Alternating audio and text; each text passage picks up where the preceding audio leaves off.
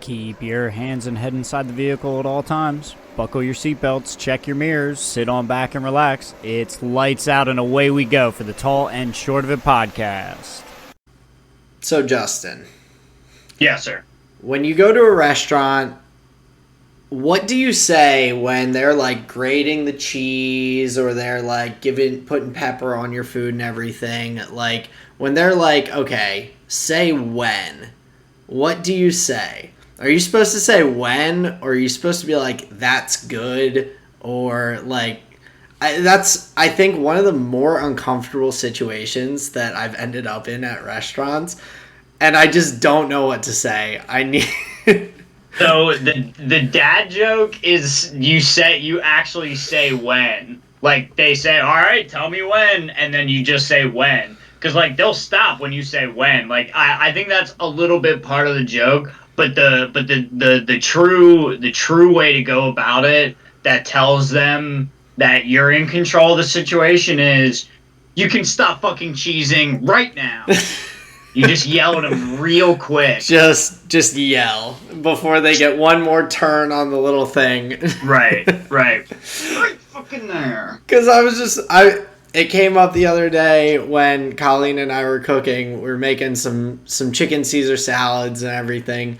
And she went to put the pepper in before I mixed the dressing and all together with like, I wanted to plate the salads and then you put the pepper on top, or at least that's like my experience with restaurants doing that.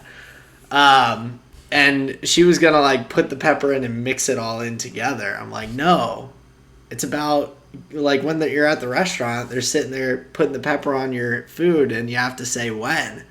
And it made me think. It got me thinking. Yeah, that's a bit performative though. Like I'm kind of with Colleen in the sense of I don't want a lot of pepper on 4 different bites of the salad. I want the flavoring of pepper throughout the salad experience. That's fair. So I feel like it gets a little lost though if you mix it up with the dressing and everything. So then it's like, what's the point of even putting it in? That's why I like it on top, because I get that like nice peppery taste like off the bat. Okay, right. So then it's like a note preference. It's like topping something with cheese. Like that cheese isn't gonna be mixed thoroughly throughout from like just putting some like sprinkling some parm on top. Right. So I don't know. I look at it as kind of the same thing, but I appreciate you answering, because I thought of it and I'm like, this is just a weird thing. I don't know what you're actually supposed to say. You're supposed to say when, like the actual word when. Okay, I feel like that's what I typically do say, but I always feel so uncomfortable doing it. I don't know. Well, it's the like. I remember this was a peeve of Mark Norman's on one of his podcasts, where he talked about he hates the jokes where the person sets you up for failure and like you don't have a way out other than like putting the key in the lock and just falling flat on your face, like right, and the key is the dumb joke, like, because that motherfucker may not like you say, all right, that's good, and he may just be like, ha ha ha ha ha, you didn't say when. Fair. Right. So I'm always not a fan of the jokes where it's like you gotta play the bit. We know that bit. It's like 25 years old. It's as old as the restaurant industry. So like I'm kind of with you. It's ridiculous. But the right answer is to say when. Okay. But if you want to buck the game, you A, don't tip them, and you B, say that's enough fucking cheese. Sounds good. I'm gonna let them know who's. I'm gonna whip that out next time I'm at a restaurant. But Justin, what is today? Today is Thursday. We are 1 day late. We are 1 day late. Another episode of the Tall and Short of It. Today on the docket, everyone, we've got some Sochi race review. Going to talk about that. A lot to break down from it. We've got League of Legends coming up. Worlds is starting in less than a week, people. Sound the alarms. Get it on your calendar. Prepare your bodies. League of Legends is coming. Prepare your bodies. So we're going to talk about the LPL, what to kind of expect from their teams, and get into the playing groups a little bit. And anything else that you can think of that we wanted to get into tonight, Justin? No, I think that's about it for the normal stuff. I also wanted to, before we get into all that, I also wanted to hear your rose, thorn, and seed for this week, sir. Definitely. Sounds good. So my rose, I got to see my family this past weekend. I went down to visit, saw my parents, extended family, and all for a night. Had a nice little picnic outside with everyone. So that was really nice after, 2 years. For my extended family, I haven't seen most of them since before COVID. So it was nice to be able to catch up with some people. My little cousin, who was tiny and super shy and everything last time I saw her, is now an elementary schooler who is talks constantly and loves to play card games, and is it was kind of wild to see how quickly she sprouted. Card games, huh? Uno, and I forget what the other one they were playing with, but it seemed way too complicated for my attention span at the time, so I didn't even. It was with how to get her in the Commander 9 League, dude. It was two full decks of playing cards, including jokers and things like that, and you're trying to make stacks on piles, and it was a lot. I couldn't follow, so I just gave up. But interesting. But yeah, so that was my rose. It was really nice seeing them. I got to show off the finished tattoo, see what their thoughts were. I hadn't told any of my family that, other than none of my extended family really knew that I had gotten it. So I showed. Did they care? No, they didn't care. They kind of asked to see it, and then they're like, "Oh, okay." Cool. I didn't get much of a, "Oh, that's really cool," but I didn't get any oh, why'd you get that? So I'll take it. Right down the middle. That's not bad. I like that. Okay, cool. So then my thorn for this week, I've got a couple. So my first one is I have come to realize that I have new upstairs neighbors. Hell yeah. The last year and couple months, I barely knew I had upstairs neighbors. Every now and then, they'd drop something in the apartment, and I'd hear a little thud, and it not super loud, not super obnoxious. I'm like, all right, they dropped something. Big whoop, no big deal. Cool. Go back to living my life. The new people who live above us have to, I think they have 2 children, and the parents walk around like elephants, that's you may be able to hear it tonight. I just heard a little whoop from upstairs, so I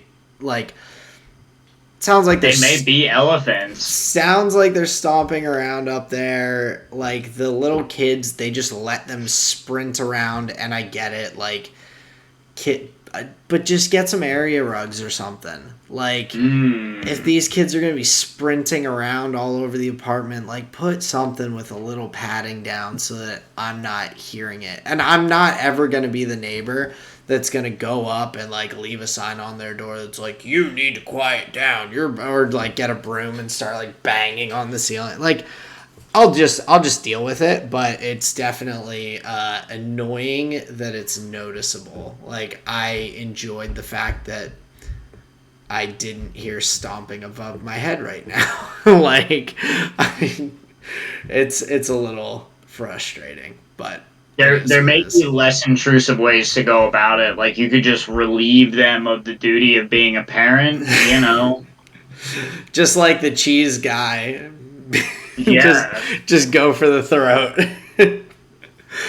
But yeah, so that's one of my thorns. The other one, it is about work, but work has been just stupid this week. Sure. Give it to me, man. I come in on Monday. I'm like halfway through my day, and I am alerted by our regional manager, who is alerted by our cleaning staff, who's there very, very early in the morning, that they found someone in the clubhouse bar. That so the cleaning staff are for the clubhouse, the bar, and restaurant area and everything. And so they were like, yo, we were in there cleaning and we ran into this guy in the building at 4 a.m. and we don't know why he was there or what was going on. So they had us look at the cameras, and then we realized that these guys, so two of our residents broke into the clubhouse, restaurant, and bar because they're a little out there, but also the one guy had it in his mind that management is out to get him. When I've worked there for months. This time I've only been there for a few weeks, but prior to this I worked there for 6 months last year. Have no idea who this guy is. Never interacted. Okay. Never. I know the problem residents at this property, and was not one of them that I was aware of. So I'm like, no one's out to get you, dude. I don't know, but they decided the best way to get back at our company was to rob the place that they live. And so I spent my Monday and Tuesday, the rest of the day Monday, my entire day Tuesday, talking to a detective, going through all of our camera footage because no one else really knows how to go through the security cameras and everything. Go through all the camera footage, timestamp and document all of the times that they were on camera, doing stuff in the building after it had closed, seeing how they broke in, all these different things, because they're able to get in the building, but the kitchen and bar area are locked when they leave. Yeah. With deadbolts and all. So that has just been a pain in my ass. I hate going through camera footage. It's so tedious. I've literally been writing in a notebook timestamps on the video for when I'm seeing things on camera so that I can go back at the end and just clip all of these different things to put on a flash drive to give to a detective. And now I'm going to have to go and look at a lineup of people or something for the one guy to confirm his identity. It's been a pain. And the one guy skipped town already. He dipped because he apparently thinks he says he has told other residents, hasn't said to us because we haven't talked to him at all, that he has other warrants out for his arrest. So, oh hell yeah! So okay, he's skedaddled. The other guy's I'm not leaving. I'm getting a lawyer because we're like, bro, you have to leave. You robbed the place where you live. That doesn't just get pushed under the rug. And he's like, you guys are making a quick decision. I'll call tomorrow and we can talk about it again. And it's like, no, dude, you robbed the people who own where you live. You don't get to keep living there. That's a quick decision, dude. That's a pretty hasty decision. Very hasty after me mind-numbingly watching hours and hours and hours of video camera footage of these. I had to go through 15 different cameras to get all the angles and clips of. They are on my shit list not because they robbed the place, but because they made me deal with that and do this brain-numbing work for 2 days. Well, they robbed you of your time, you know. Basically, I mean, I'm getting paid. I'm getting paid for my time. They're not going to be getting paid for their time in jail. Ooh, I don't know, but no, that was what I've been dealing with for most of the week. It's been frustrating. That sounds tough, dude. Not a big fan.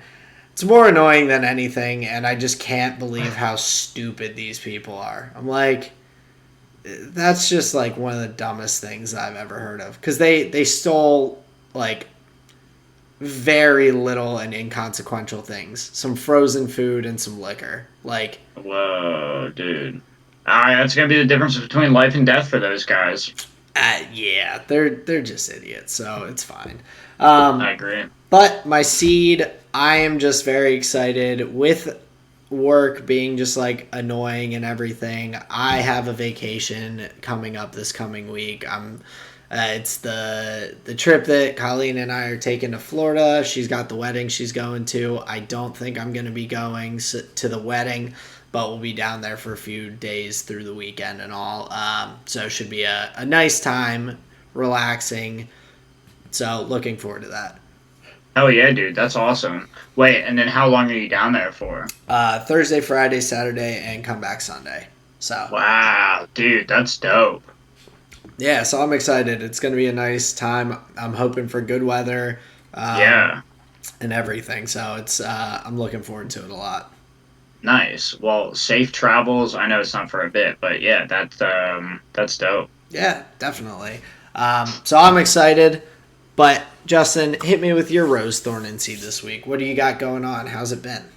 So this week is like I'm like Debbie Downer this week, Sourpuss Samson. My rose, I'll start with. So Sarah was tired of me complaining about standing, not feeling like I don't have a good place to sit, like just sitting on the ground, laying around. Like she was just tired of it. So we put the money in, got me a new chair that's like super ergonomic, super comfortable. I realized that I've never actually been comfortable sitting at like a desk before, specifically my desk. Like any of the chairs that I've had were like just not right. Yeah. But this chair is pretty right. So that's my rose. I fucking Nice. love it. I enjoy being here at the battle station again. Like Nice. it's nice. So that's cool. Love it. My thorn is that my play group, my friends, the people around me are maybe a little less organized than I would like them to be with their scheduling, because we just don't play Magic in the way that like people think that we want to and do, and like eh, there's only five people in the group. You know, Yeah. there's a world where like if we can't all get it together, nobody gets to play, and I just am feeling constantly like we don't get to play. Now that's only like a small portion of like my enjoyment of Magic. As you know, like I'm always building decks, and I like cracking some packs here and there. So it is a small part, but that's my thorn, is that I just want to play games, and we just haven't, but we say that we want to. Gotcha. That's tough. Yeah, because You would you're. make it happen if you wanted to. Yeah, that's it's. They might want to if it's convenient. It doesn't sound like they are making Sure. it a priority to set the time aside. I've realized with a lot of things in life that like it's much easier to set time aside for them like than you would think if you want to. Like Right. even for me, stupid things like folding my laundry is like my least favorite thing, my least favorite chore. I hate it. It's annoying, but I've realized that it's not super time consuming and not like it's not a difficult thing.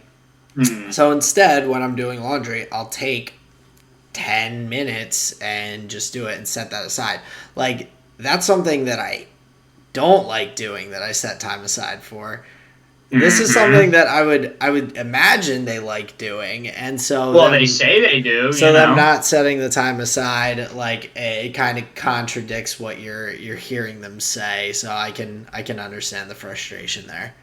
Yeah, so that's a big thorn, and I debated whether this was like a thorn or a seed. Like so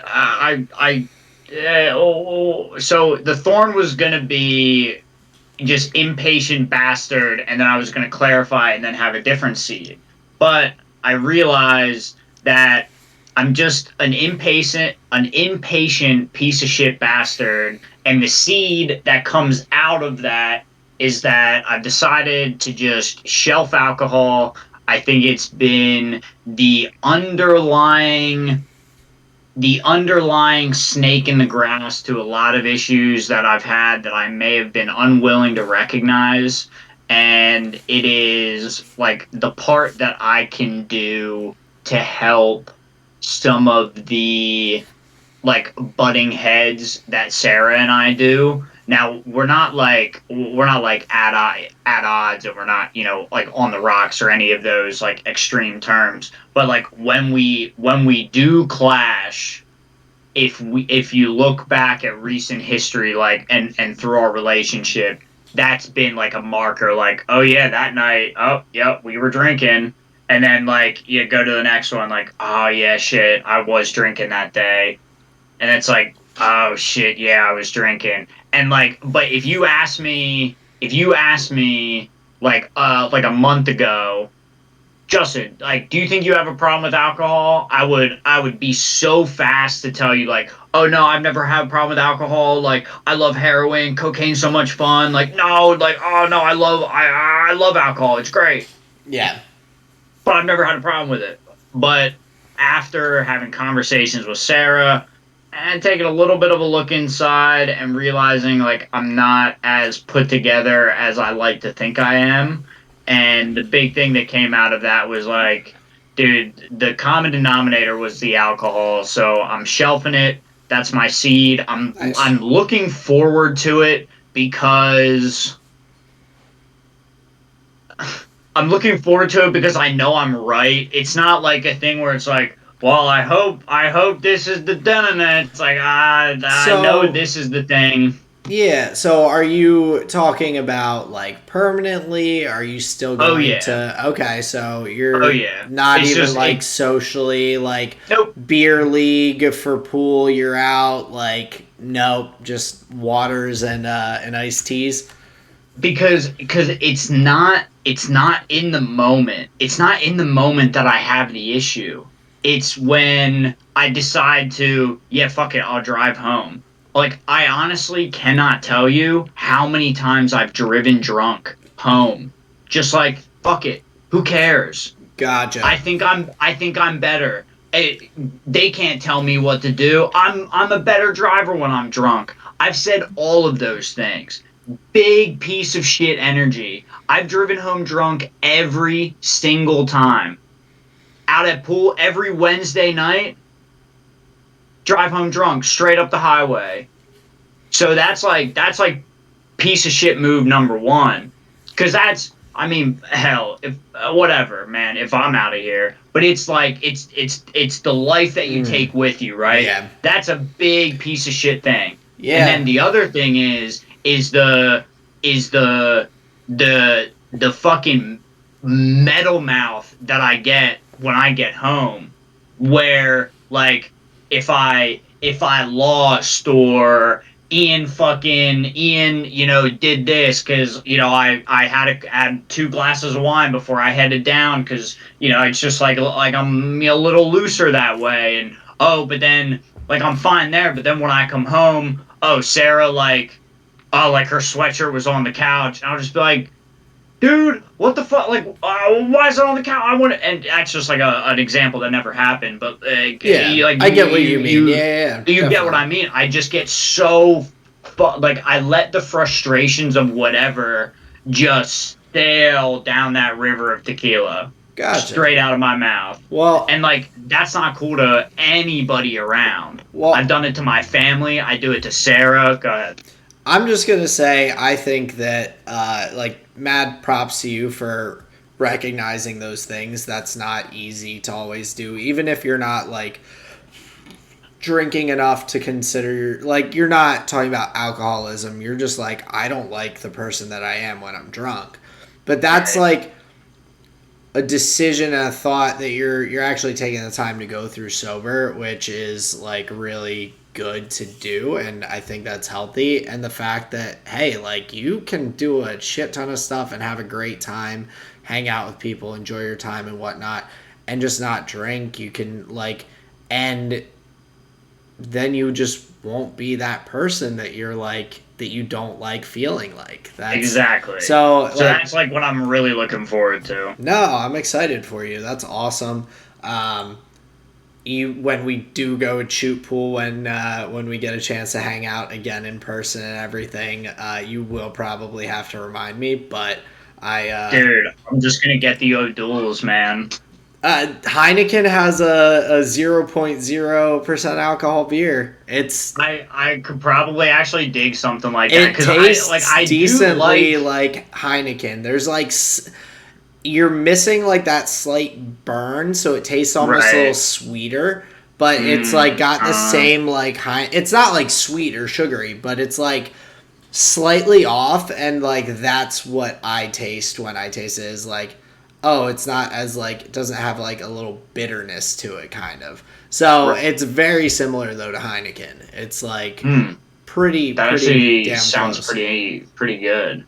But yeah, and it like I don't I think it's gonna be interesting around like the holidays and some of those moments, but yeah, overall I think it'll be fine.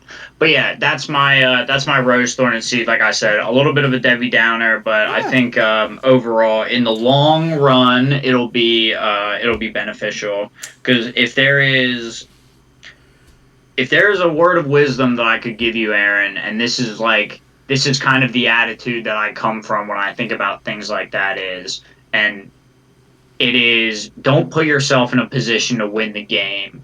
Put yourself in a position to win the most games across time, right? And I like that may be different than, like, that's very different than winning every single game, right? You have to take some L's to put yourself in a position to even play 3 more games. Yeah.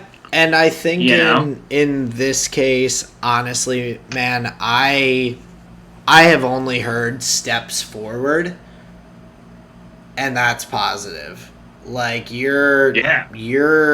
this isn't a 1 step forward, 2 steps back. Like this is steps forward. Like you've made a decision, you're like putting it into action, and like that's cool. So I don't see that as being a Debbie Downer. I think that's exciting. Because I think that you will be in a happier place about it, because of all the additional effects. You won't feel shitty about like things that you say or do.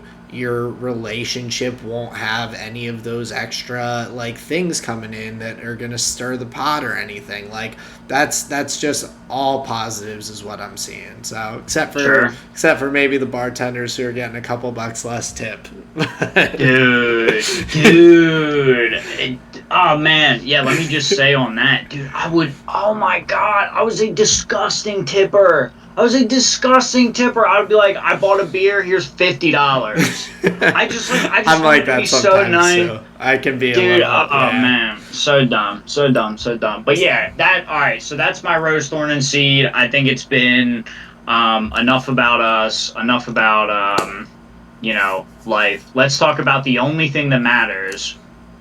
F1 Formula Racing. Let's go. Crazy race, Sochi. Justin, give me 3 words, I guess, to describe this race. If you just top of the dome. Egg on face. Yep. That's a good one. I don't. Just the first ones that come to my mind are just pit, dude. Like, especially after rewatching different parts of it, listening to the like comms between drivers and their pit walls and everything, man, I feel so bad for Lando, but like this is a huge learning experience for him. Huge. And it goes to, okay, this is where we can really connect some dots here and be you talk to our themes. So there are moments when Formula One is decided in qualifiers, right? Yep. Where it doesn't change much throughout the race. The course is the way it is. The grid happened, and whatever. It just plays out. Some overtakes here, maybe a DNF, but it is what it is. There is a good amount of that, or it's one in the tire strategy, and that wasn't even in the moment. That's just what they set up the week ahead after looking at the data. The qualifying information told them this, and hey, if we go to if we just go to mediums as a second tire, that's the way to victory, right? Like a lot of F1 is proper preparation and then carrying that through, right? Yep. It is not often that Formula One is decided within seconds, like where a decision made now is the right decision, but if you make that same decision 5 seconds later, it's the wrong decision, right? Yep. And that is the connection that I'm trying to draw where when we talk about League of Legends, there are some moments where it is about fractions of a second. Did this player have that cooldown? Was this available? Just to cite an example really quickly, if you remember TSM, I think it was TSM versus Cloud9, where Jensen like had Echo Ult Yeah, but didn't it was pop game it, and that 5 of the yeah, LCS finals in and that cracked the 2018, series I for think. TSM, right? Yeah. And That was literally that literally won them the game. They him not getting to use Echo or Zonia's cost Cloud9 that game. If he ults right there, they win. He right, didn't. and that's a difference of seconds, fractions of a second, right? And it's so fascinating that Formula One, even being as precise and like I said, just these guys are prepared, like just really prepared all the time for what they're about to do, and it came down to where like if he was on a different section of the track by like the margins of that rain coming through were so slim, and then literally by the time they were lining up at the 1, 2, 3, the rain was over. Yeah. So it really came down to just moments within those laps, and it was just fascinating. What I think is hilarious, where my egg on face is coming from, is in the moment. In the moment, we thought he made the exact right decision, and then seconds later we were like, oh no, oh no, oh Yeah. no, and then it just like all fell apart. So like for him, for us, for some of the other drivers, like dudes were spinning, just a lot of like Yeah. very roller coaster. Like, But yeah, man, I just love how like it just came down to it, dude. it was just blew my mind, and that's why I said it's a learning experience, because we were under the impression from everything we were seeing and hearing from radios, from the commentary and everything, that staying on slicks and staying out, you just got 4 more laps or 5 more laps at that point. Just make it through. The rain's not too heavy. Lewis was on the radio going, it's a little slippery out here, but it's really not raining too hard. And so there's all these things that you're just like, man, if he stays out, he's got a lead. If someone pits behind him, he's got even more of a lead, so he can even be a little more cautious. Don't risk a bad pit stop, yada yada yada. And man, it and listening to the team radios after the race, did you listen to them at all? Oh yeah, he was really like emotional He and was like adamant that he did not need to come in until he spun and couldn't stop, and he was like, oh. And at that point it was way too too late. late. Yeah. Yeah. At that point you're halfway through the lap, you still have 7 turns to go through to just to get back to your pit lane. It was brutal, man. Crazy. He was just like babying it around, man. And yeah, just like those final laps were fucking crazy. Yeah. Now, if you haven't seen the race, if you want to see our live reactions, we've got the Sochi Grand Prix race companion. It's live on YouTube. Go check it out. If you haven't seen the race, if you want to see what we're talking about, go to those final moments because we were damn near out of our seats. Go check it out, Race Companion, Tall and Short of It on YouTube. So that was like the big moment. That was like the really fun thing about the weekend. I think the sleeper storyline that I want to mention before it just gets washed is Carlos Sainz got a podium, P3 for Ferrari, just fucking Is that his here they first are, podium? baby. I don't believe it's his first podium, but it's like a big recent one. And it's his first with Ferrari, which is exciting for him Yeah, too. So yeah, yes. But gotcha. I believe he does have other podiums. So that was the other thing that I thought was slick driving Yeah, from Carlos no. Sainz. And I mean, that was from like start to finish on the weekend. Like just going back to the beginning to kind of walk through everything. During qualifying, like we had some rain come down. We end up having Lando starting in P1, Signs getting into P2, Russell P3 for the grid. Hmm.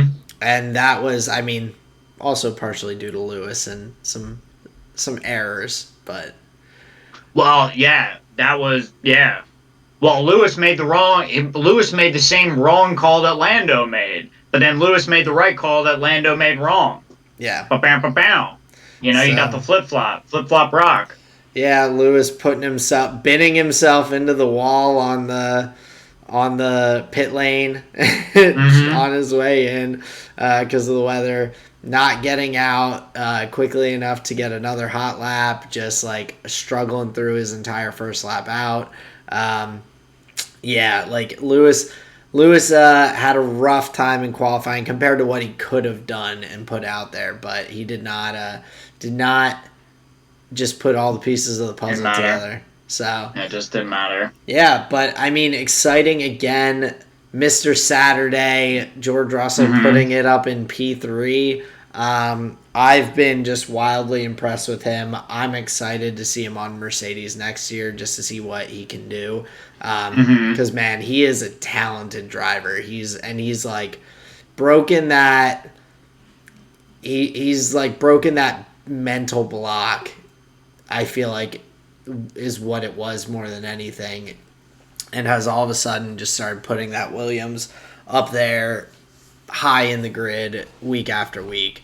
Like he was getting called Mr. Saturday for like almost making Q3. Like they were like, Mr. Saturday almost getting that shit car to Q3, and now he's just Yeah, putting it up on in the front rows like multiple weeks this season. So it's interesting. It's interesting, like contrasting that to Nick Latifi's performance, or I guess Nicholas, um, where I'm pretty sure he had a DNF for this race, he did, yeah. and George is able to put it like that high. So there's definitely a discrepancy in driver, and the car obviously is not that bad, No, right? they've improved a lot this year. The Yeah, previous years, their car was just not a good car. sure, but it's significantly improving, and obviously Russell is doing something special with it. And interestingly enough, I'm curious. I'm curious how many more big outperforms George does before Williams is like, we may this other guy, he's not looking like much comparatively. Yeah, I think Latifi is kind of like a Lance Stroll, Yeah, consistent like sure. performances with the very occasional like really like solid performance. Like he's consistent. He's not gonna excite you that often. He's not gonna be pulling crazy moves, but he's gonna like finish in there, and if the car is good enough on that track, like, he can get it up into the points. But, like, Sure. otherwise, But don't you want that out of your Formula One drivers? Like, you don't want just like untoasted white bread as your Formula One driver. That's boring. I mean, I definitely think, obviously, like, George is a better option and everything. He's a phenomenal driver. He's showing, like, his talent. I'm saying, like, Latifi. Oh, but he's like a toasted sourdough with like a spicy brown mustard, dude. He's got flair. He does, but Latifi, like, sometimes you do just want, like, Mr. Consistent. You kind of need that a little bit sometimes, but you need it when. I would argue Lando Norris is Mr. Consistent. Well, and that's what I was gonna say. You need the consistency to just be at a higher quality. Like, if he continues to improve... Dude, you need pop-off potential, or you just drive and then fade away, bro. No, and I'm not talking about, like...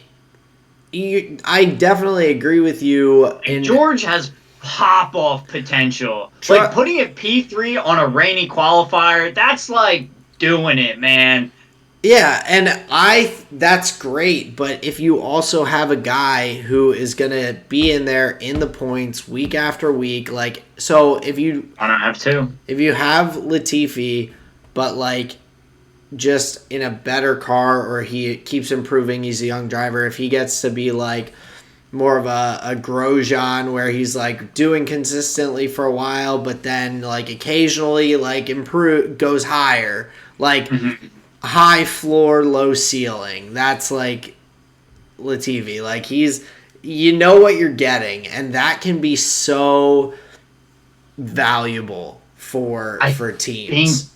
I think his floor is a little lower than you're making it out, but I agree with the overall premise. I just mean in general, a moderate floor. He is low ceiling. He is, but at the same time, and like that's more, I think, comparatively to other drivers. I think from your perspective, I'm looking at it just as in general, like he is consistent. He's performing like about average to what you would expect him to do in that car and everything.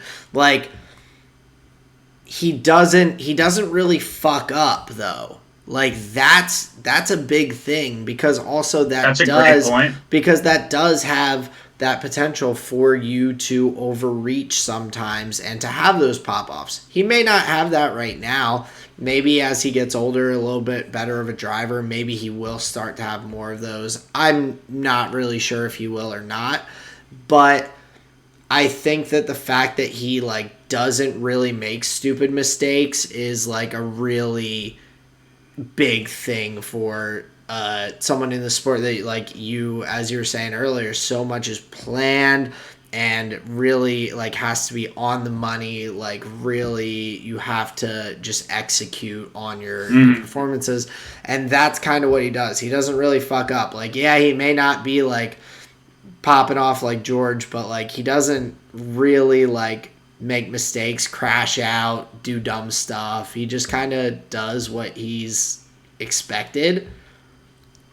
And that can be a good thing in some instances. Not all the time, granted. You do need someone who can like get you up there, but I think for where they're at, like that's important. I think you've convinced me. That's a good point. The ability to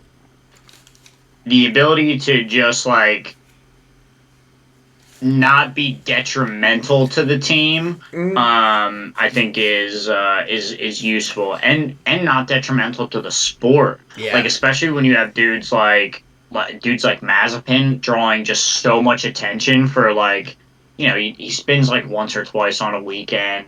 Yeah. You know, but we just derive Mazepin. Oh, get this guy off get him out. But it's actually dangerous too. Like, it is actually dangerous, but it does make a dude like Latifi. It's like, okay, so like it is really hard to drive these things, and there is an order of magnitude even below a driver like Nick Latifi. So yeah, I might agree that it's a bit critical of him. And I also think that that's super important for Williams in general right now. They are trying to kind of rebuild the team and everything from ownership and everything. And so it's nice that they're not putting the financial burden onto these new owners and these new investors and everything of like, oh, you have to pay multiple $1 million again to fix this car that your driver just fucked up super bad. Like, that's a financially smart decision driver wise. It's not like some of the teams, their financial decisions about drivers are like, oh, who's going to bring in the most like sponsorships and where's the money coming from? For Williams, I wouldn't be surprised if they were sitting there like, yeah, like this guy doesn't crash cars. It's kind of dope that we don't have to shell out more money while we're newly investing into this huge thing. So, well, that is a good point to make because it's not a cheap sport, and when we were seeing the repercussions of a crash out this weekend with Max having to rebuy another engine with a back a quality start, there are real implications, both financial and like grid related, when you are ruining your vehicles, and like you alluded to, there's a big financial burden on the sponsors to cover that and foot that bill. So yeah, that's probably an underrated angle. So yeah, that's a really good point to make, Aaron. yeah. So, I mean, that's just one thing, but I mean, just to again credit George, like top 3 in qualies. Max, of course, did not start qualies. He decided to just sit that one out. He did his little formation outlap and then just immediately back in the pit lane. No risk of doing any damage since they knew they were going to use the new engine this week. So I think a pretty shrewd decision on that. I was surprised that that was announced a couple days before qualifying, though. So that was they were not going to take part. That he was doing the engine change and starting at the back of the grid. I thought that that's something you keep a little more under wraps and like try and spring it on people to catch them out, but maybe it was, and I don't know how much something like this matters, but maybe Red Bull wanted to just like get out ahead of it. Maybe in some way, like they didn't need it as a strategic decision. They were just like, yeah, this is what we're doing this weekend, and blah blah blah blah. That's probably like there's a world where they're not reacting to anybody. They're not trying to like, they're just doing their thing. Yeah, no, and you're not really caring about the rest of the grid. I think that's probably what happened, but I was surprised by it. I expected them to have it kind of as a little card up their sleeve. But the race itself, I mean, it was a pretty solid race, I think, overall, even up until the rain started coming in. A little boring at some points, but it was kind of exciting to see. I mean, one, that you don't want to be starting P1 in Sochi. That side of the track being on the outside into turn 1 screwed Lando. Mm-hmm. And like Lando got a great start. Sainz also just got a great start, and because he was on the inside, he wins that race to to turn 1, puts Lando into P2 just right off the bat.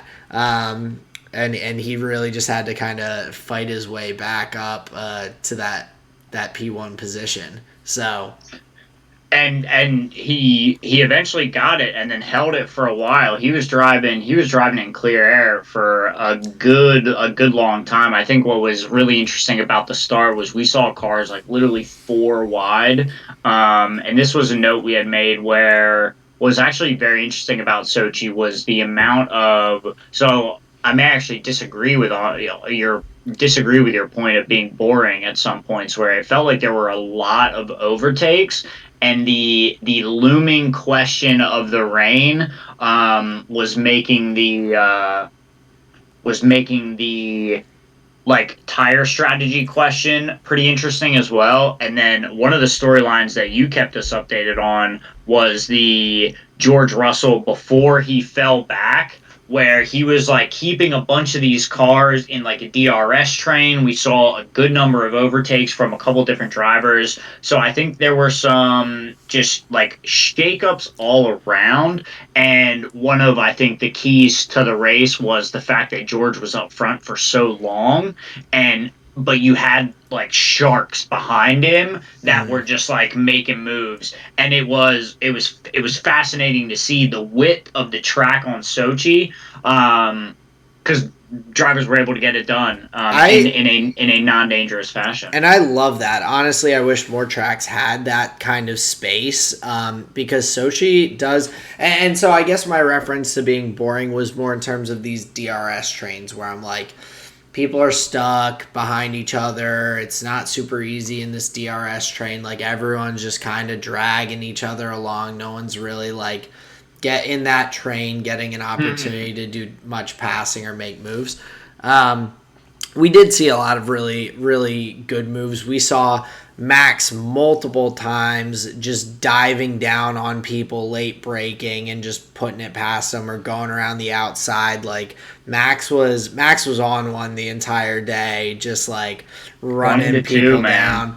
I mean, he got past early on. Like, I thought he was gonna have some trouble because he got behind Leclerc, and Bottas had like started passing a couple people up ahead of him, since they were both starting at the back. And I was like, oh, it's like Max is gonna get stuck down here behind Leclerc, like not be able to get past. And then next thing I know, he's just past him. And then next thing I know, he's past Bottas.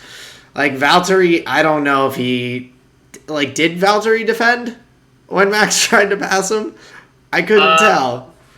I think the cameras were on other elements of the race, but in the way that it had come and gone, I doubt he did defend too much. For what reasons I don't know, but no, I don't think he did. Yeah. Now, Aaron, I'm gonna have to hand it to you solo. I gotta go unlock the doors real quick. I'll be back in just a second. Sounds good. So yeah, we had a just weird little DRS train at the front, but the back of the grid, Max and Valtteri were able to start really passing people, moving on up. We saw Max just jumping position after position, climbing his way up the grid, and before we knew it, he was all of a sudden not just in the points, but he was in a pretty good spot overall. So Max put himself kind of in a good spot for the just the points in general, and then this is one thing that, and I think it shows a little bit more of the like when you're down, taking a shot at something, but also the awareness of someone who's a little more seasoned of a driver. We talked about Lando with him refusing basically to pit for a while. Max was one of the first people that was like, yeah, let's hop on inners. And I'm sitting there like, bro, you have 7-8 laps left. You're hopping on the intermediates now. Like, you're going to drop 24 seconds back. You're going to lose 5-6 positions. And then he ends up being able to zip through as everyone else is pitting. He's got warm intermediate tires. He's blowing by people, gaining on people, like just weaving his way through the rain, and puts himself all the way up to P2. I thought that was wildly impressive, because one of the first things that came over the team radio between Red Bull and Max after that finish was Max being like, I guess we made the right call there. I guess we picked the right lap. And he's like laughing about it. And I'm like, damn, like that, he picked that and was like, oh, I'm going and I'm going to put myself in a good spot. I really didn't expect, and I think that's also my slightly my lack of knowledge. I didn't really understand how difficult it must be to drive in the rain and the wet conditions. Like, obviously I've seen rainy days and everything, but usually like on those rainy days, like people are starting on intermediate tires, or they're like pitting like early, or there's like someone who crashes out because of the rain and it ends up bringing a safety car and everyone pits for intermediates or wets, and like that's what I'm used to with the rain. I was not used to seeing them trying to drive on slicks in the rain, and I was like just blown away by how difficult it looked to be.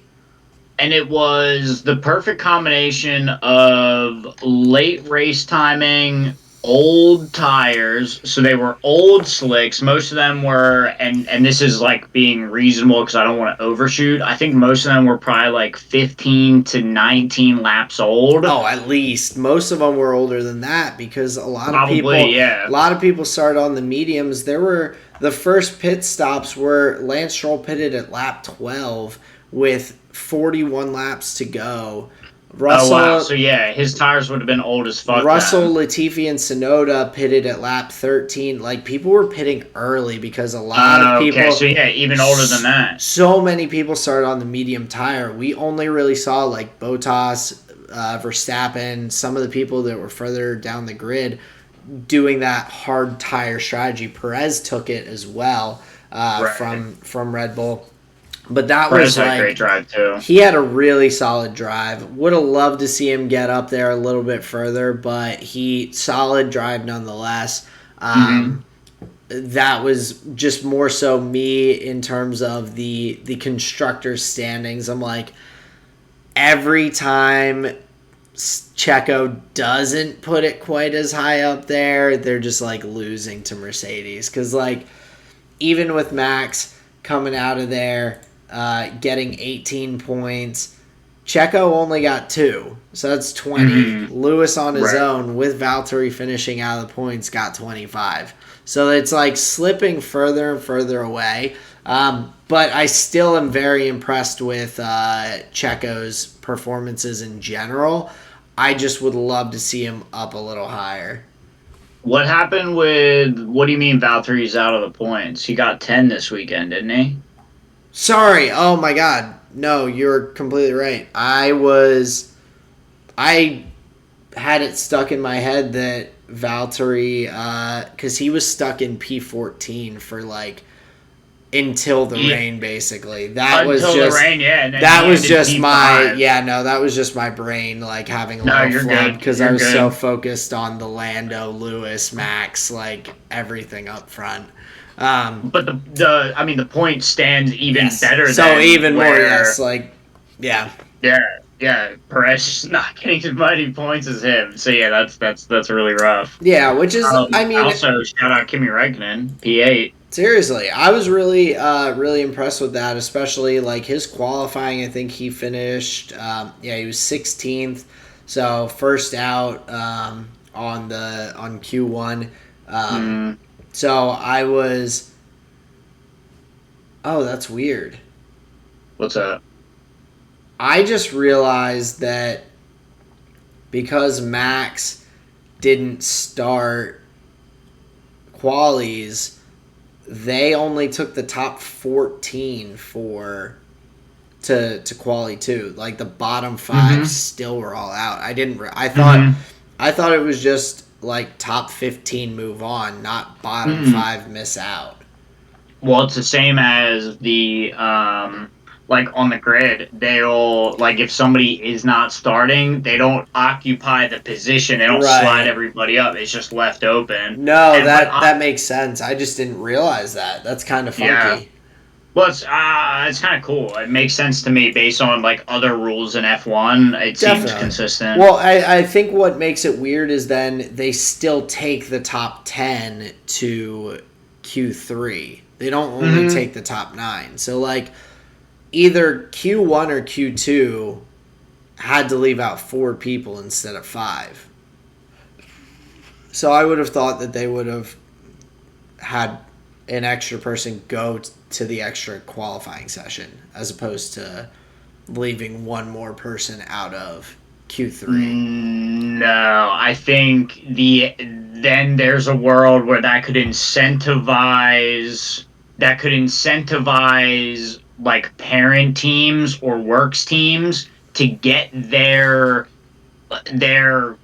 sister teams like up, where like, we're not going to do qualifiers, and then like, because we know whatever Nick Latifi in the Mercedes sister car, like, we want to give him a chance at the Q2 for like whatever convoluted strategy reason. That makes more sense. But like, you could break that rule for sure. Yeah, no, that does make more sense. So, yeah, I just didn't notice that, so it caught me off guard. But back to kind of what we were discussing with some of the other drivers on the grid, I wanted to ask you, what did you think about Alonso's strategy just blowing through the chicane on the first lap? Like, he Smart.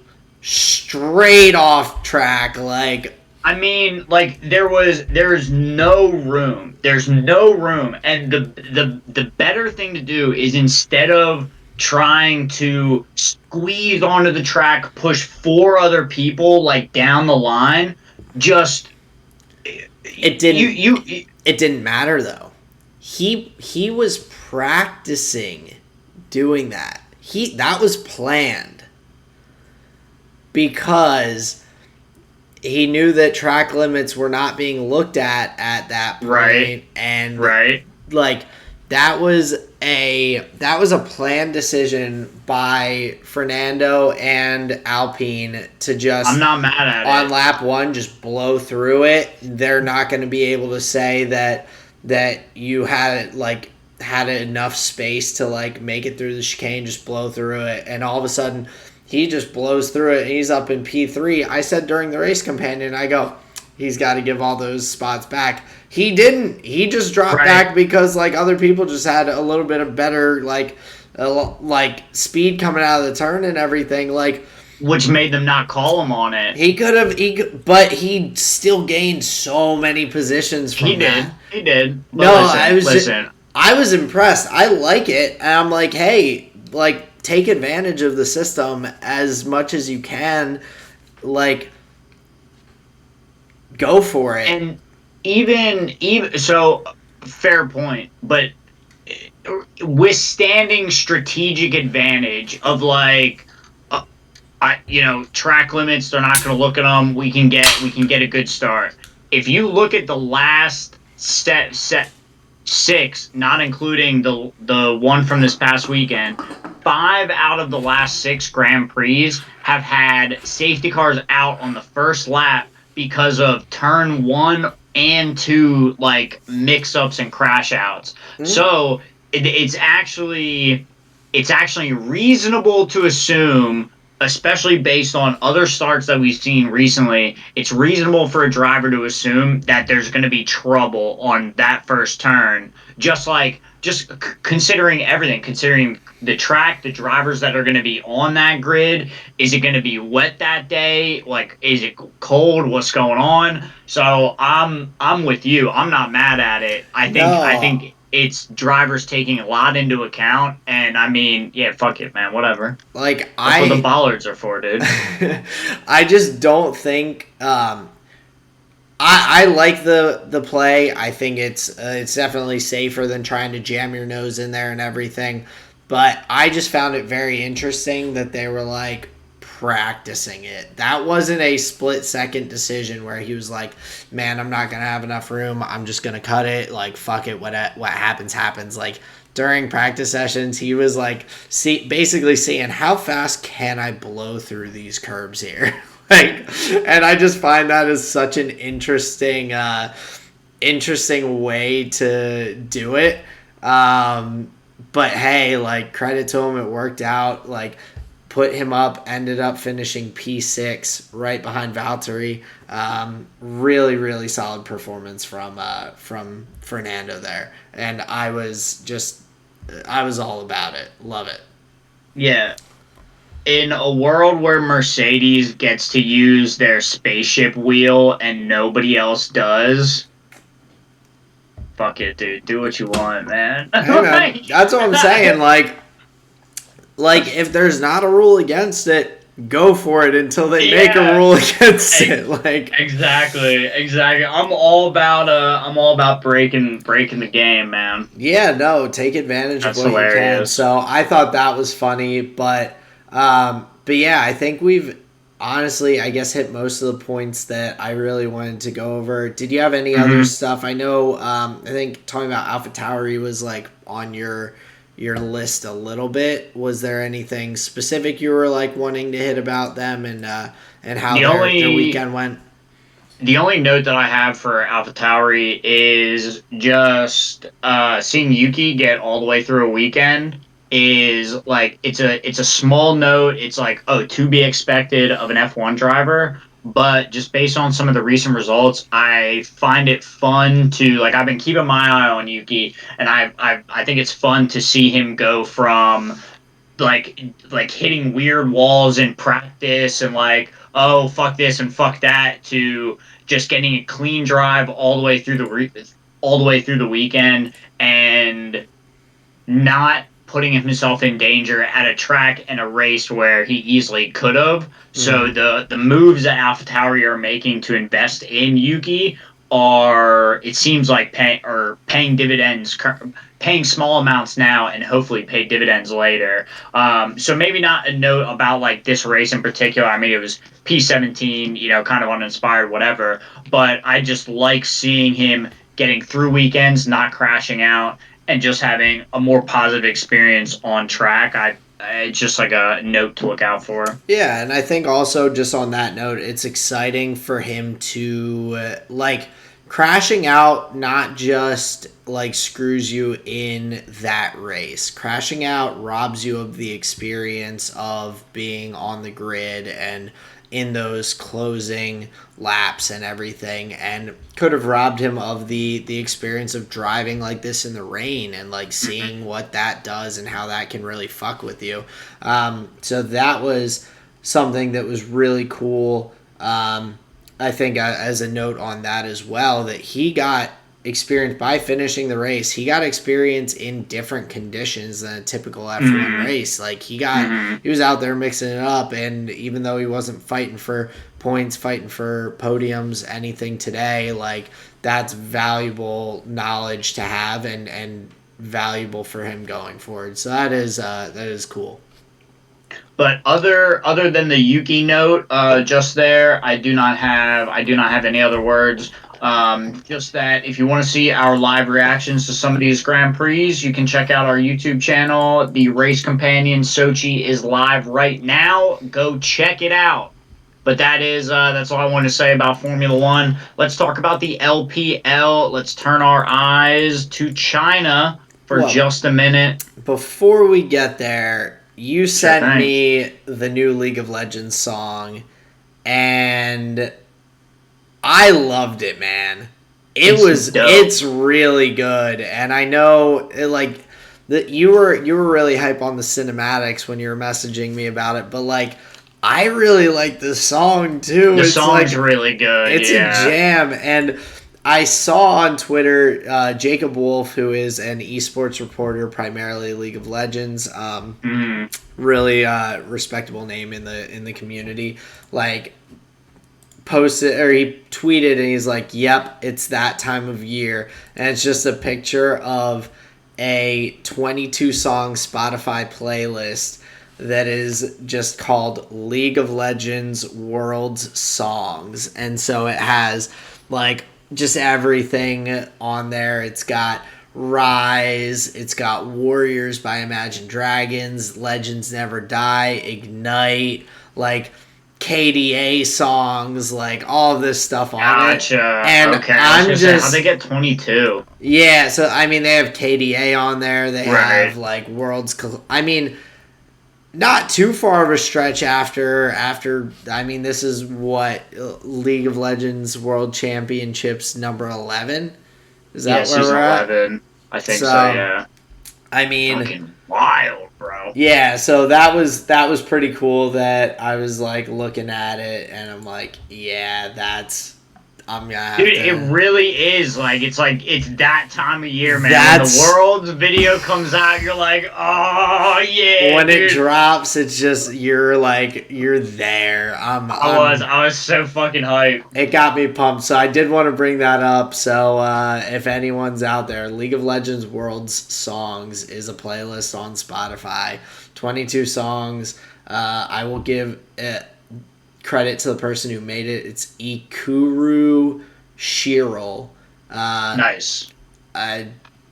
Whatever their username means, like, super dope that they put that together, and I'm probably gonna go check out like the playlist and listen for a little bit because the world songs fucking slap.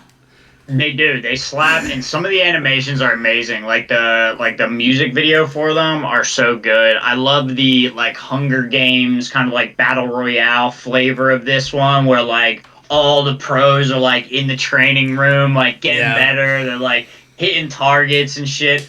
Dude, it's so wild, gets you so hyped. But yeah, that was really fun. Very, very good animations from Riot as per usual. I mean, at this point, you don't expect any less. They really don't miss with those things. They're sick. They're awesome. I love it. Yeah. So I wanted to mention that so people can get in that world spirit and all. But talking about LPL, you brought it up. Let's get into it. We've got Edward Gaming, Fun Plus Phoenix, Royal Never Give Up, and LNG Esports, who are the representative teams from the LPL, with LNG starting in the play-in stages that start this Tuesday. So, I guess what are the first things that you wanted to hit from LPL? Well, we had the regional finals and the summer playoffs. It was World Elite versus RNG in the. I'm pretty sure that was the regional finals, and then this. Say again So World Elite versus RNG was the final game in the regional finals, which was their points, and then EDG versus Fun Plus Phoenix was the summer split finals that they did through the bracket. Yes, just WE versus LNG was the finals for the regional finals. Wait, actually, no, I think I'm wrong, but I'm not sure why I'm wrong because I'm looking at the regional finals and I'm seeing picks and bans for. No, you're right. It is World Elite versus LNG. I got my note wrong. I guess the series I had watched was World Elite versus RNG on their way to it. I'm actually slightly confused though. This is a little funky because in the round 1 of the LPL regional finals, RNG won that 3-0. And then they didn't play again. Yeah.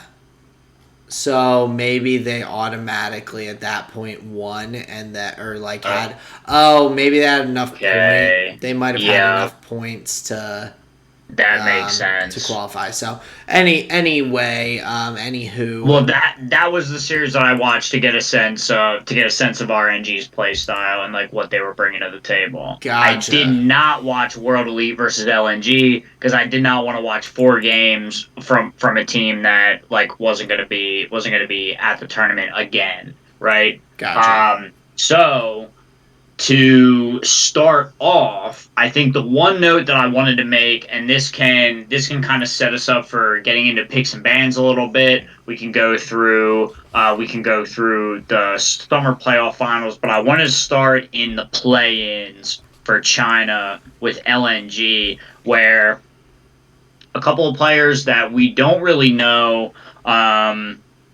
I know me and you haven't really watched them play too much, but going through some of the VODs, going through some of the highlights and some of the pick and bans, the sense that I've gotten from LNG and like the big takeaway that I think is going to be a PowerPoint for the play-in stage is the Jax pick for their top laner. Okay. So they played it, got a win on it.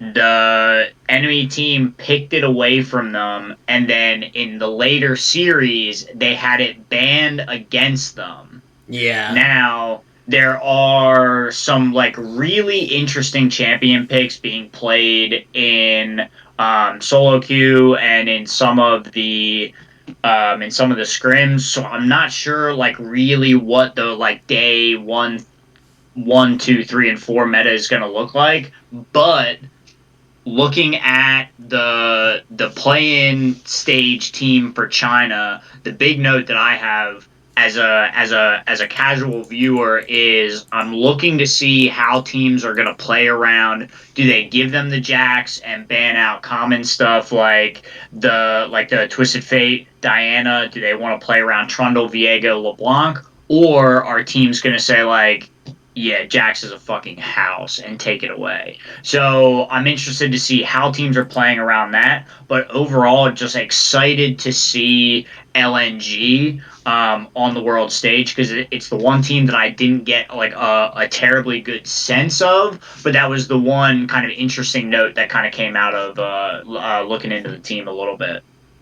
Gotcha. Yeah, no, I think that's a very good point. I think that obviously we'll see during the play-ins like what the meta starts to develop into, but there are definitely picks that are like going to be big to look at, and the fact that Jax seemed to be such a strong point for LNG, that's an interesting one because we haven't really seen that anywhere else. Exactly, and I think depending on if teams are doing the like, oh, it can't be that bad thing, then they're probably gonna get rolled because A, the champion is a house, and then B, if you have a team like picking and playing around it, it's probably worth a fucking ban. But yeah, so just looking for that as just as just a way to kind of step our toes into the Chinese conversation here. What are some notes? What's the sense that you got of Chinese League of Legends looking at some of these teams? Well, I mean, I think one of the main points for me that I've noticed is like the high value on Ziggs, and that has been kind of a thorn in the side of a number of teams. I know Cloud9 specifically was just basically perma banning it throughout their playoffs and everything in the LCS, and so the fact that that is being just consistently banned in the LPL, I'm kind of wondering what will happen in the play-ins and as well as the world groups, because I feel like there are not many other teams or regions that are like consistently picking that champion. So I think that's definitely an interesting point. But otherwise, really the big thing for the LPL, which seems to always kind of be the case, is just they are picking aggressive team fighting comps. They are not picking tanky front to back team fighting like whatnot. Like these are they're just going in like the They are playing the tank. It's in the NAR yet. But even that's few and far between. And the Gnar is not like he's not a traditional tank either. Like he's definitely can fill that role, but I mean they really just across the board, like if you have a tank in the LPL, it's most likely going to be your support, and that's it.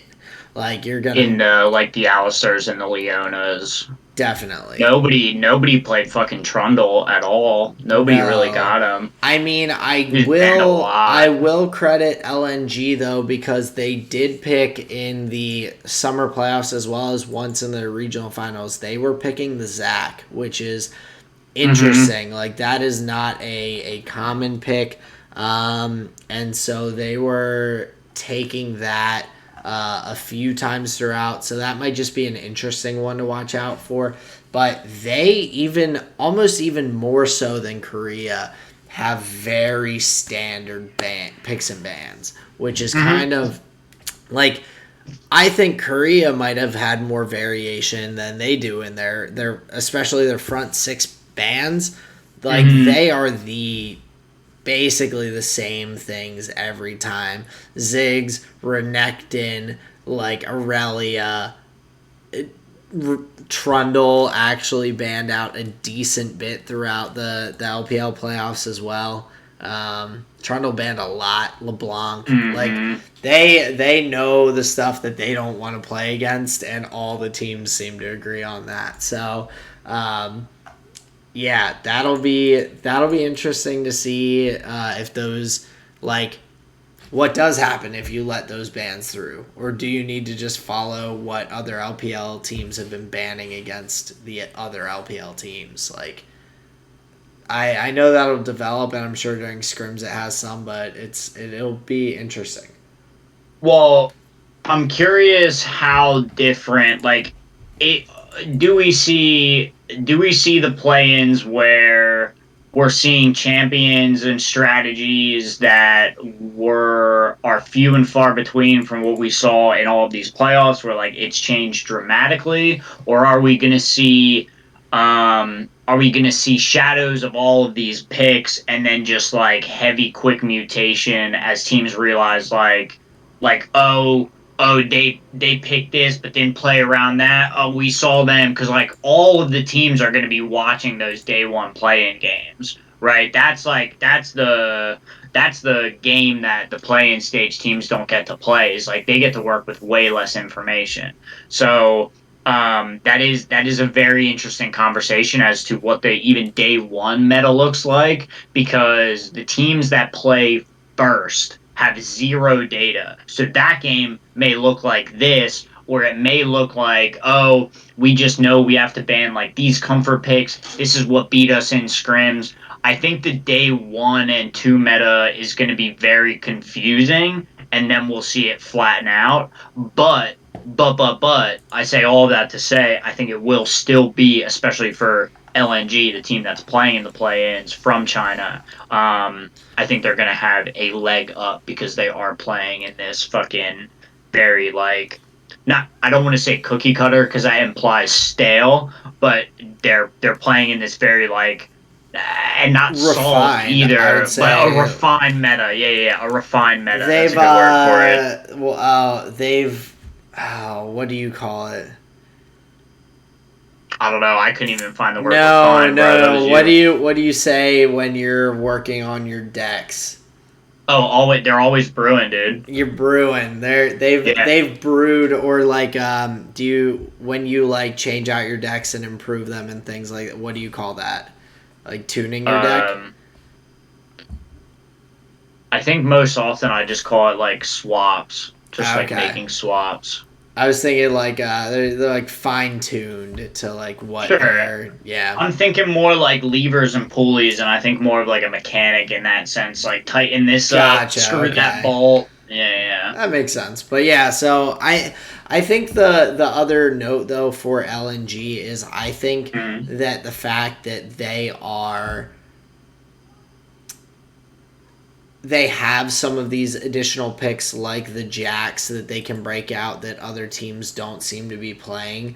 I think that is going to be super beneficial to them in the play-in stage. And that is due to the play-in stage. That's a single round robin. You play the other teams in your group once. You've got 4 games. Don't fuck up. And maybe you'll make it through to the next round. So the fact that they have some of these, like, I mean, like, I wouldn't call it a cheese pick, but a unique kind of pocket pick that they can just, like, fall back on that other teams might not be able to figure out how to play against. Like, yeah, teams will figure it out if you're in a best of 5. In most cases, they'll be able to shut that down. But best of 1... single round robin, best of 1s, like you could fuck people up with that Jax multiple times during this round robin run. Or you only need to do it once, and that just gets you, the advantage in the group. Like it could mean so much. Free ban. It could, yeah. It could be a big difference. So yeah, that's a good note. That's a good note to make. Yeah, so I find that very interesting in terms of them. I think teams that usually have some of those pocket picks usually tend to perform pretty well in the playing group best of ones and things like that. We've seen it from a number of the growing regions and everything that we have in League of Legends. But at the same time, the fact that they are from the LPL and they are a good team and they have those pocket picks and everything, that just makes them even more dangerous in that scenario. Agreed. Yeah, so it sounds like we're definitely predicting LNG to get out. I would expect them, and honestly, their group is unfortunately a pretty brutal one for the what do they call them, the other regions? Developing regions. Developing regions, yeah. So third world countries. Yeah, no. That's so no. Developing regions. The Group A is brutal compared to Group B, in my opinion. Like a Group A, you've got Hanwha Life and you've got LNG, and so in most expectations, you would say that the other three teams from LATAM, Oceania, and Brazil are just fighting to get that uphill battle, fighting to get that third and fourth seed to try and get stomped by Korea or China, like just to make it to those elimination rounds. I think Group B is definitely a little more like evenly spread. Yeah, I think there's a little more parity among those teams for sure. Definitely. I can see UOL, Detonation Focus Me getting out. DFM was really good. Not Blabber, Cloud9 definitely has an uphill battle. But like you said, I think the group has more parity than the others. It could be anybody's game. Yeah, and I will say I think that that Cloud9 does have a really good chance of getting out of the group and everything, but at the same time, they're like, they might have to fight for it. They are not a guaranteed like first in their group that's going to auto qualify into the group stage. They might have to go through the knockout stage to get that second seed into the main event. So right. But yeah, no, I definitely agree with that group analysis there. Yeah, so I think that for LNG is something that I'm looking to see. I'm excited because I really haven't watched LNG much. I'm excited to see Tarzan in the jungle because, I mean, all those years ago, we saw the Korean exodus of all the Korean players heading to China.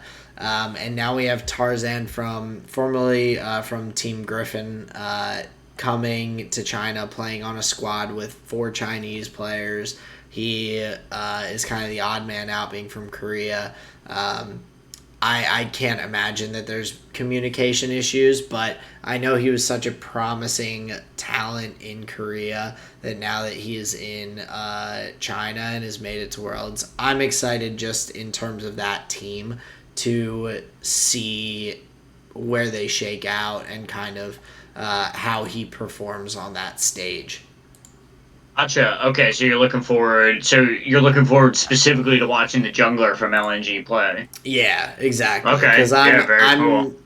He's a very talented player, and so I'm looking forward to see like just how he's able to perform just as a whole. Like, there's not any whether he's carrying his team or not. I like seeing good junglers. I think it's me, my heart of being a jungler in League for so many years. It's fun to watch. It's probably my favorite role to watch and see like what they're doing.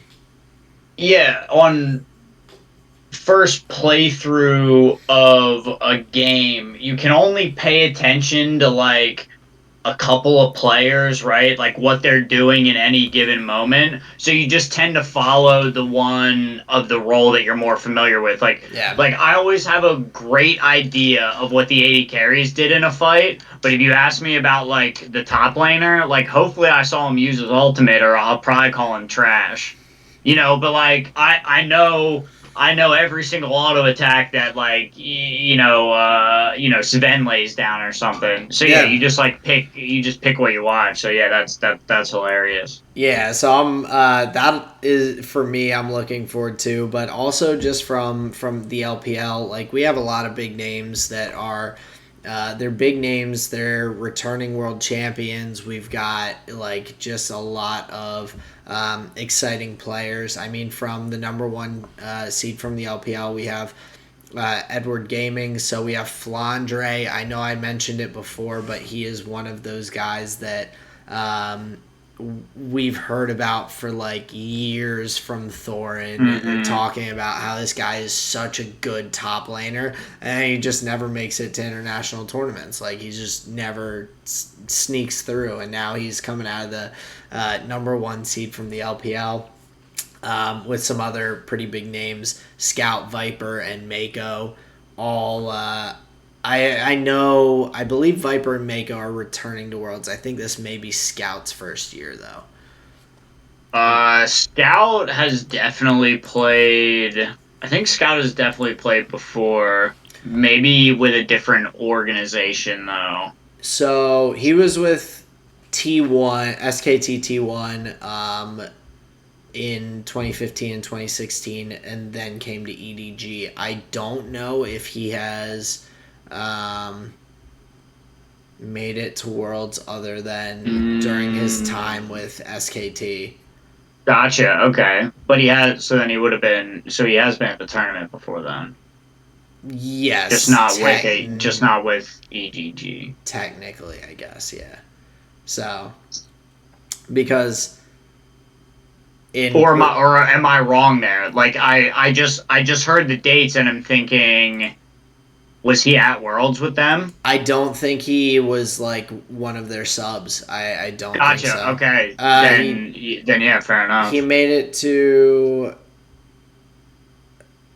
Yeah, they were in the play-ins with EDG back a few years ago, so I guess he has made it to Worlds, but he is not someone who I think has like a ton of experience, but he's like a really talented player. It doesn't sound like it.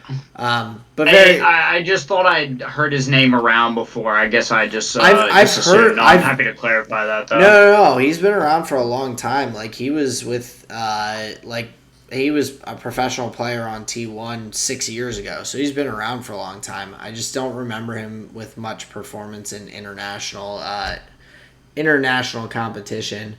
But to move on, Fun Plus Phoenix. Yeah. More big names. Nagari in the top lane, Tion in the jungle, Doin B, LWX in the bot lane, and then a new support, Crisp in the support role. So I believe he's a newer player. Yes, I have not been familiar with him, but most of the other names on FPX we saw last year at the tournament, and they were on the winning roster, correct? Because FPX won last year, right? 2 years ago. I think FPX won 2 years ago last year. Damwon, yeah. So, are we drunk? Is that right? Might be. No. Give me 2 seconds. Wow. This is what I was talking about to you though the other week. I was like, I feel slightly like I don't remember last year's Worlds super well, but last year Damwon Gaming won Worlds. Yes. FPX won 2 years ago. Yes, and it was the top 4 on that roster were there, and Crisp was not. Crisp is not the person I remember as their support, so correct. I'm just going to double check myself to make sure, but I don't believe he was. So, actually, Thank God for the internet. We would have said so many wrong information and names and stuff. It's so nice to be able to like fact check. I think that's pretty cool. yeah, no, I appreciate it. I think some people might be like not as happy about it, but I don't know. I think that it's a nice thing to be able to have. I agree. I think it's important too. But I want to stick on. It's not just like reading down the rosters. I want to stick on the point about Flandre from EDG. In that final against FPX, they were trying to dive that man so fucking hard, and he absorbed that pressure game after game after game. Nuggery got the solo kill on him in game two, but it was hilarious to watch him literally just like snap ankles around his turret. Like it was pretty good. So yeah, I believe in Flandre for sure. He's super talented. Also, I just double checked. I was wrong. I apologize to Crisp. He was there on there as their starting support back in 2019. But Hashtag supports don't matter. there you go. but no, I like that is the kind of play that I'm expecting from Flandre. I think that is exciting, and seeing that Edward Gaming has put together a team that has like a lot of other solid talent as well around him. I think that's going to be very fun to watch. And like I've kind of alluded to, I think the top lane is super important because I feel like everything is very topside focused, or was going through the playoffs of LCS and LEC and everything. It was a top side of the map focused meta, jungle mid, Oh, for jungle sure. top lane duos and everything. So For sure, having there was that, so much focus on Rift Herald. There's so much focus on maybe fuck Dragon 1 or 2. Just worry about turret pushes. Like, oh yeah, that's so like topside focus, man. You're right. yeah, and so seeing like EDG have that strong top laner and all with a solid rest of their team, I'm looking forward to how they all do kind of going into Worlds. I think the honestly all four teams from the LPL look very very strong to me. Sure. Oh yeah, sure. I'm with you. Now the element I wanted to talk about in the final was how resilient EDG was. There were a couple of those games where FPX had gold advantages, they had like tempo advantages, and it always felt like EDG was right around the corner from just winning a team fight and winning the game.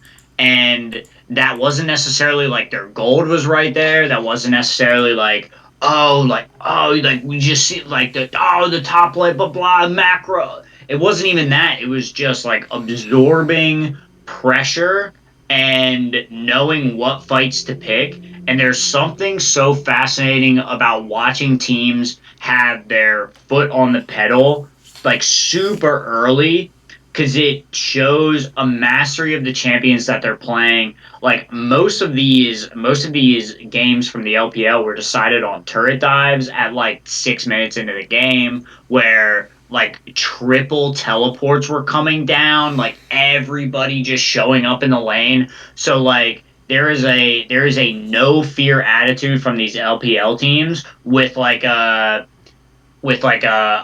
precision about them, right? So it's an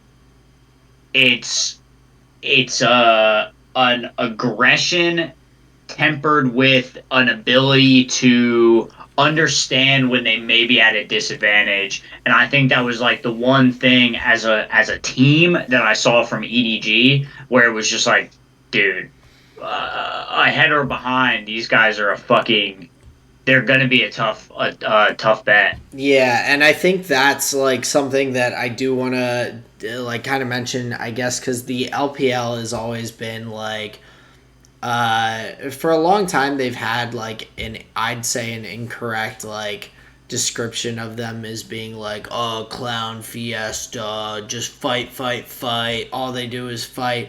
But like what you were saying, tempered aggression. They are aggressive. They will go for your throat. They're not going to be like, let's just like bounce around the map and like see how things go. No, like they see an advantage and they go for it. But it's like intelligent, tempered aggression, as opposed to just being aggressive for aggressive sake, which I think is what a lot of people think who don't follow the LPL or haven't like taken the time to look at some of those things. But yeah, they go for those advantages and they snowball super fast. Like you said, 6, 7, 8 minute tower dives in the top lane or bot lane like could just be what solidifies one team taking that match. Well, it supersets the tempo at least, which is important enough. And the tempo is fast though right now in all of the regions. We've seen faster game times. You're focusing on heralds. You're focusing on pushing down turrets, getting that gold lead, getting ahead. Like fuck that Dragon Soul. We're not even gonna get there. Fuck that shit. So I think that plays itself into the LPL like typical play style. I think FPX has a slightly different play style with the fact that Do and B is like a less aggressive, more supportive mid laner. But from EDG's side, I think they are suited very well to this current meta with their play style. Yeah, very much so. Still on EDG, I want to talk about a specific pick. I want to talk about Rise for a second. What's the hold on. I want to grab who's the mid laner for EDG. What'd you say his name was? EDG. We have Scout. Thank you. I have so many names floating around in my head. So in game 2, so EDG had Rise in game 2. There was a moment where EDG was chasing down. They were chasing through like the blue side, blue buff jungle, like up towards that left side top turret, and EDG had like 3 or 4 members there, and Rise popped ult. There was a pathway where they could have like flashed over the wall to go river and top side, or like continue into the thing. They all waited like right outside the Rise ultimate to see where they went. So like if they took the Rise ult too early, they could have just flashed into the river, like gotten away and could have been safe. But they waited just long enough to watch FPX commit to a direction and then took the Rise ult through and fucking murdered them. But it was, and again, go back to earlier in the conversation, it was fractions of a second. It was fractions of a second of FPX deciding like, no, we go this way, and they all, I'm talking 4 members, right all at the same time, boop, all stepped in the ult and fucking murked them.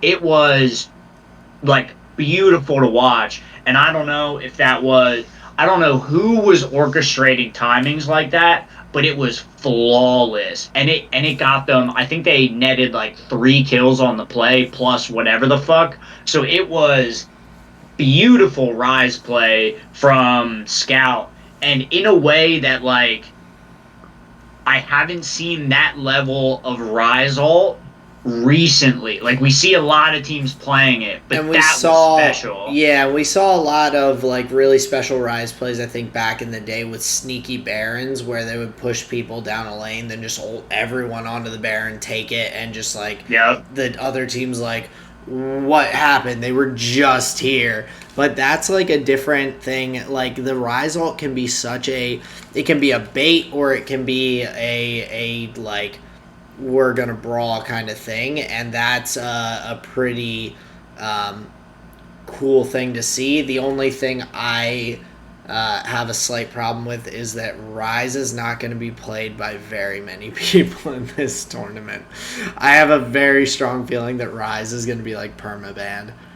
Sure. But if it makes it through, like that shows just the level. And I mean, between that and the Twisted Fate, another champion that you can do similar Oh. things with. A little bit different. You can't bring your whole team, but the ability to use the Twisted Fate, like Twisted Fate has been pick ban for a lot of different regions, so that's going to be fun to see if the LPL teams decide to take that and try and play around that as well. So.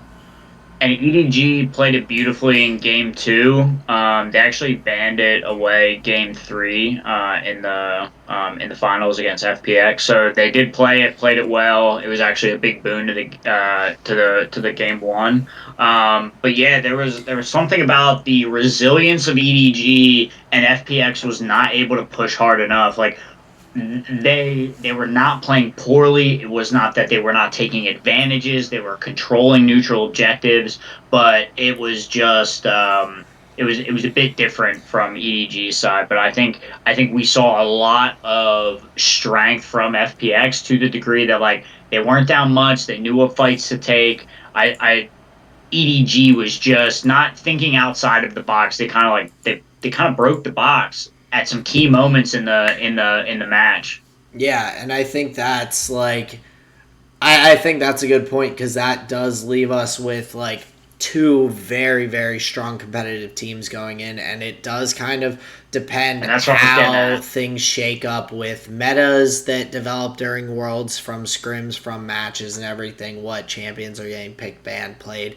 I think that that could be a big factor. I think we could also see a little Samsung white, Samsung blue kind of battles and everything. See, Ooh, that'd be like exciting. that kind of thing. Like it could very well end up being like these two teams making it deep, and hey, maybe EDG like won out during the LPL finals and playoffs and everything, but hey, maybe FPX just has the better read on the meta or whatnot that develops or plays a little better and gets that win if they match up against each other at all. Like you just don't know. Yeah.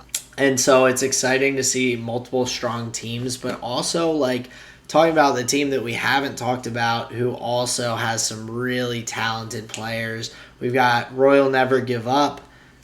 That's a mouthful of a name. RNG is much easier. We've talked hmm about Royal's name changes over the years, but I think Royal Club was the best one. yeah, Starhorn Royal Club is a lot. It's better than Royal Never Give Up, but it's Yeah. just like Royal Club.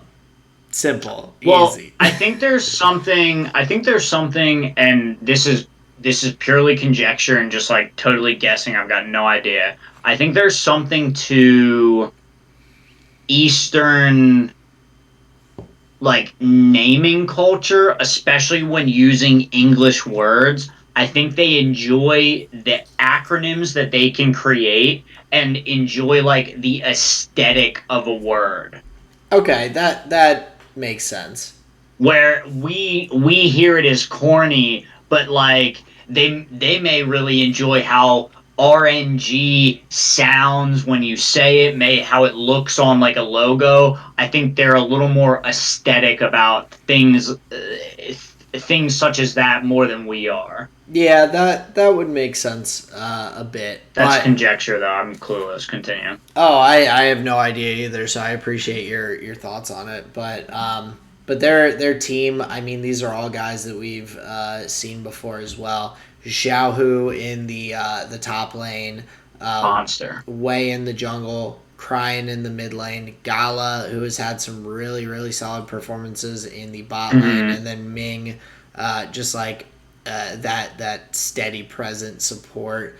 Sports don't matter, that kind of thing. So no, but they have a lot of really solid talent across the roster, and so even though we have not talked about them as much, they're going to be exciting to watch. Like they really, I think, do have some impressive talent, and I mean just like their different matches, they seem to have a solid play style that they like to kind of play around. Very mage in the mid lane focused in their their series against LNG, they played Lissandra and Syndra in the mid lane. Only played Xin Zhao in the jungle. Just consistently picking those kind of ranged AD carries, the Varus, the Ezreal. They have a very seems like solidified play style that they like to stick to, and it's worked out very well for them throughout the year. So they are I think. set Go up. ahead. I was just gonna say they're pretty set up to put some good performances in throughout Worlds. Yeah, I agree.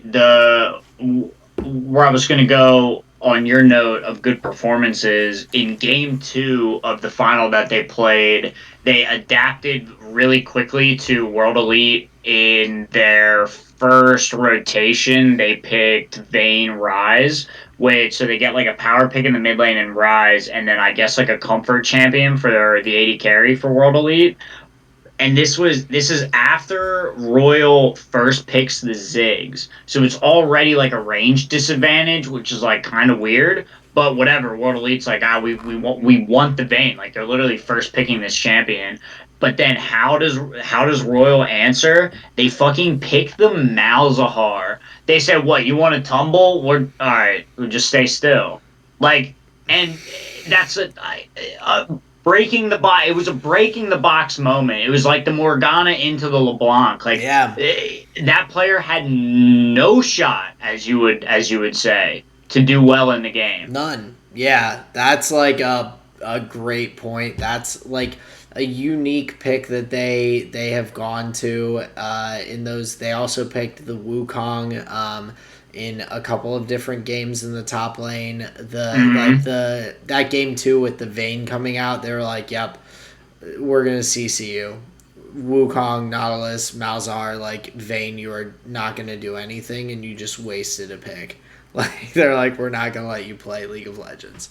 So Yeah, so that was really heads up, and so if that's the kind of stuff that we're gonna see in the pick and bans, it doesn't matter how like scrappy they're playing in the game, like they're just coming in with a big advantage. So that was one of the notes that I wanted to make for RNG was like just their heads up pick ban was like really cool. Like especially in game 3, they did the like the Lucian set, which is you haven't seen set like too terribly much. They banned it in game 2, but they were able to get it in the game 3, pair that with a top lane Lucian, gave that to Xiaohu, and it just like it worked really well. So they're constantly like shifting up what's going on. Like the front half of their pick and ban is or at least the front half of the bands is clear. But yeah, the way they're shifting it up in the late stage picks, I think could like take a lot of teams by surprise if they're not like ready for these kind of shakeups. oh, definitely. I think they are like a strong team, and so since they do have a slightly different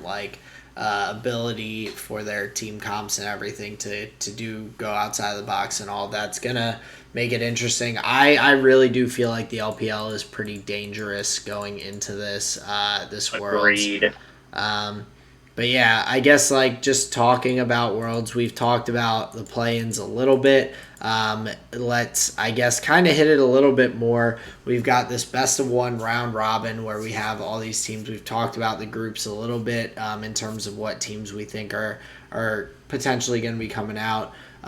What kind of thoughts do you have about the play-ins? Do you have any expectations, or is there anything specific that you really wanted to hit on that we may have missed in our kind of brief conversation earlier? Cloud9, obviously, we're hoping for North America to get out. I am looking forward to DFM and Unicorns of Love in Group B. I think they're going to be like real threats. And then Group A, overall, I see Hanwha, Life Esports, and Infinity Esports getting out. LNG maybe, or not Infinity. I'm sorry. I see Hanwha and LNG getting out. Read those wrong. Um, And then but yeah, Infinity potentially having some upset potential a little bit. I think that's kind of what I'm thinking from them. So gotcha. Okay.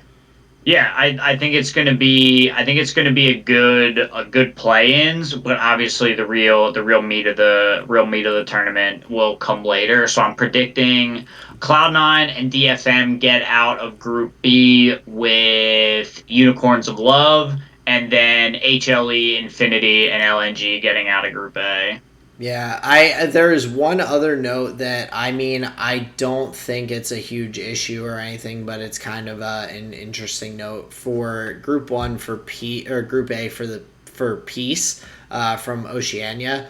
Vizicachi is going to be their stand-in top laner for the entirety of the World's Tournament. Ooh. Their typical top laner, Oppie, was unfortunately not able to get to Worlds due to visa issues. And their substitute top laner was loaned to another esports club in Oceania. So they needed someone who is already in Europe and everything for the Worlds tournament to be able to go ahead and substitute in. So Vizicachi will be stepping in for them in that role. I love me some Chachi in the top lane.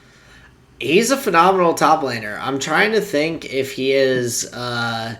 He played for Mad Lions briefly.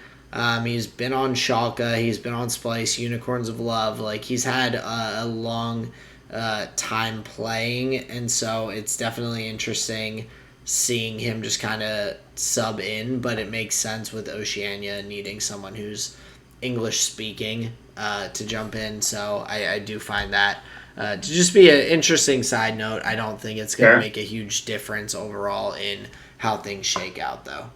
Could be a wild card. I think that's a good note to bring up, though. I like that.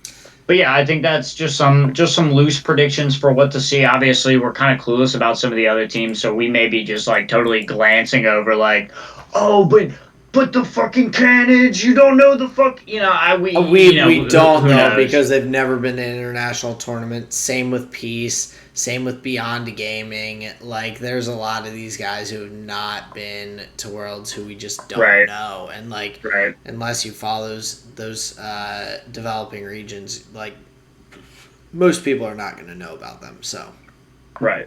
But I'm excited to learn. I'm looking forward to the playing stage. I'm looking forward just to fucking day one excitement, man. It's coming. That Worlds video has got me so hyped. Worlds 21, we're here, baby. Yeah, we're right about to start. I'm excited. Next Tuesday, next Monday, we've got game Monday and Tuesday, right? That's what I said. I think you said it starts Tuesday. I'm pretty sure it's October 5th. October 5th, the games start. So yes, so Tuesday and Wednesday we're gonna have day 1 and day 2 going on. Day 2 will be while we're recording, most likely, or it may have happened a little earlier on. I'm sure the times are going to be hella wonky. Yeah, things are going to be weird, but we're going to have some good games to talk about and everything. So that is the play-ins. We're looking forward to it. Keep your eyes peeled for those games. Watch them. Follow along with us throughout the World's tournament. Let us know in the comments what teams you think may upset some of our predictions. We would love to hear. We would love to hear what you think. Yeah, absolutely. Before we waste too much of our listeners' time, want to give me your flavor?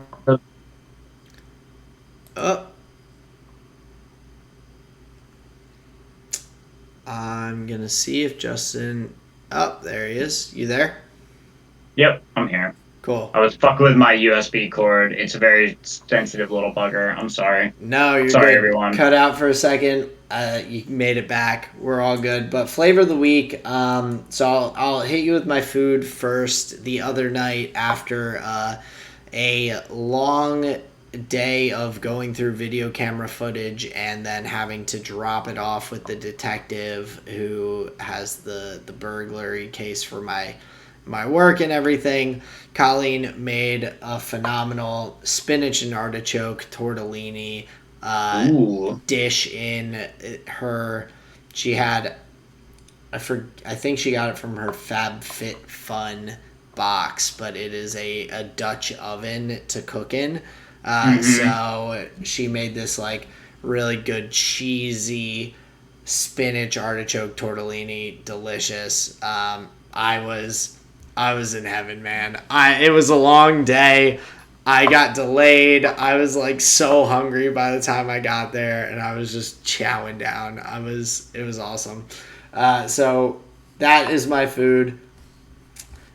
My music, I think I have just gotten to the point where I'm going to retire my summertime playlist. The weather is changing, so I've had a last few hurrahs this week listening to that on my way to and from work. But I'm ready to start putting together my fall playlist. But got to get those last bits of summer while the sun is shining. So It's big pumpkin spice vibes coming up here. oh, 100%. Like, just hit me. I'm a basic bitch. Hit me with all that pumpkin. It's fall. Well, would you put like Halloween's like do you have like there Halloween and this time has a very particular vibe. Do you put on like the This Is Halloween theme song? Is that just like on repeat for you? The soundtrack from Hocus Pocus, actually. No. No, you actually you read the bit perfectly. You said the name of the movie that I wanted you to say. That's hilarious. Yeah, 'Cause that's what Halloween sounds like to me. Is like all those shops and that like that Disney Channel fucking movie. Yeah, Yeah. that's like Halloween to me. For my fall music, I start getting into a little bit more of like heavier stuff, like Get nice and depressed before the cold months. not like heavier, like depressive though, like more like heavier, like metalcore and stuff like that. Aggressive like rap, things like that. Like the winter brings out a little bit of like I need something to like amp me up because the weather and everything, the time of year like brings me down. Like you're waking up and it's dark outside. You get home from work and it's dark outside. You spend the entire day where it's actually light outside sitting inside a building, at least for myself. Like it's a not super like great time of year like for doing things and everything. There's gonna be a lot of just like chilling inside, relaxed days. The days of going out and just like bopping around all day are kind of the doors closing on those a little bit. So Very much so. Very much yeah, so. so Summer my vibes. so my music reflects that a little bit, and I'll be starting to get some little like heavier, a little bit like more. Just I want to just jam out, rock out, not have these like feel good. It's sunny out, like feel good vibes, like get into the mood to like. Nah, this is just like strictly business. Just Hoodie weather. You need your hoodie music, dude. exactly. That's it. That's a I great hear way ya. to put it. So that has been my music, my summertime playlist. Just getting the last little bits out of it. Hell yeah. And then your food was those spinach tortellinis. Yep. And then my show, it's something that I have not started, but I am like, we're going to be starting it very soon. It's called Squid Game. It's on Netflix. It's a like, I think Japanese show that is Yeah, like, me and Sarah checked out the trailer recently. yeah, it's very similar to a show that I had started previously on Netflix, which I'm completely blanking. I did this yesterday too. I completely blanked on the name. But it's a show that I like briefly started and I was like, "Oh, like this is a pretty cool show. I think I should watch this." Which I'm going through my little list real quick. And Alice in Borderland. A little different. The Alice in Borderland, it seems to be that these people are inadvertently put into this game show kind of thing or game to stay alive. And so a little different than Squid Game, but Squid Game competition game show to kind of make money, like boost yourself up and everything, with a lot of different things that you have to do in the situation, whether that's like win by violence or whatnot, seems pretty interesting as well. So Squid Game, I'm looking forward to it. We're gonna probably start that before too long. Nice. So even though I have not seen it, I'm excited to watch it. So that's why it's my show for my flavor of the week. It looks like big juxtapositions of like horrific, gory violence and like big, bright tones, which is always super kooky to me. I think that's kind of fun when I think it's so jarring almost because the contrast between like these bright lights, like anytime you see like a gory movie where it's like blood splattered, like with neon lights in the background and everything, it's like dark out, but like there's these bright neon lights that are just building this crazy contrast and everything. It's such an interesting kind of vibe and feel for a show and movie. So I dig that. So I'm looking forward to. I'm looking forward to hearing about it. I'm looking forward to hearing about what you think. Now, I want to talk to you about the Dutch oven and the FabFitFun because that's so funny that Colleen got the Dutch oven because not like a month and a half ago, 2 months ago, I was literally clowning with my mom how like that was one of the things like on the advertisement, like, oh, you could get this. And I don't know what the options are. I don't know how you customize it or whatever. Me either, no clue.